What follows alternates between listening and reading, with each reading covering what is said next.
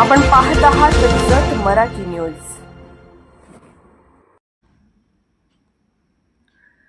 वर्धा जिल्हा हादरला। अनैतिक संबंधात पती ठरत होता अडथळा।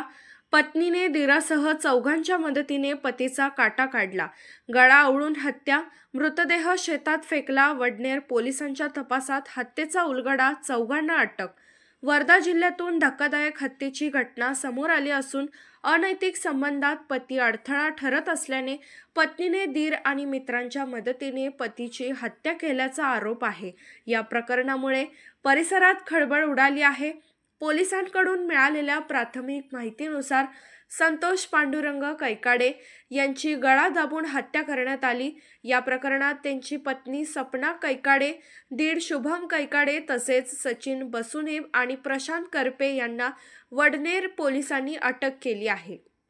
पोलिसांच्या तपासानुसार सपना कैकाडे आणि तिचा दीर शुभम यांच्यात कथित प्रेम संबंध होते। या संबंधाला पती संतोष याचा विरोध किंवा अडथळा ठरत असल्याचा आरोप आहे।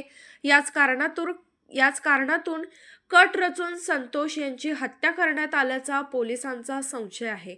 हत्येनंतर मृतदेह कोणाच्या लक्षात येऊ नये यासाठी गावाजवळील शेतात फेकून देण्यात आल्याचे तपासात समोर आले आहे। मात्र पोलिसांनी तपासाची चक्रे वेगाने फिरवत या प्रकरणाचा छडा लावला। वडनेर पोलिसांनी हत्येचा गुन्हा दाखल करून सपना कैकाडे, शुभम कैकाडे, सचिन बसुने आणि प्रशांत करपे या चौघांना अटक केली आहे।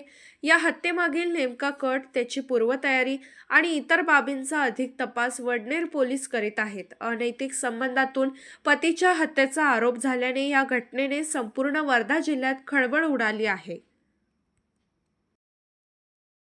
जत मराठी न्यूज चॅनलला लाईक करा, शेअर करा आणि सबस्क्राईब करा।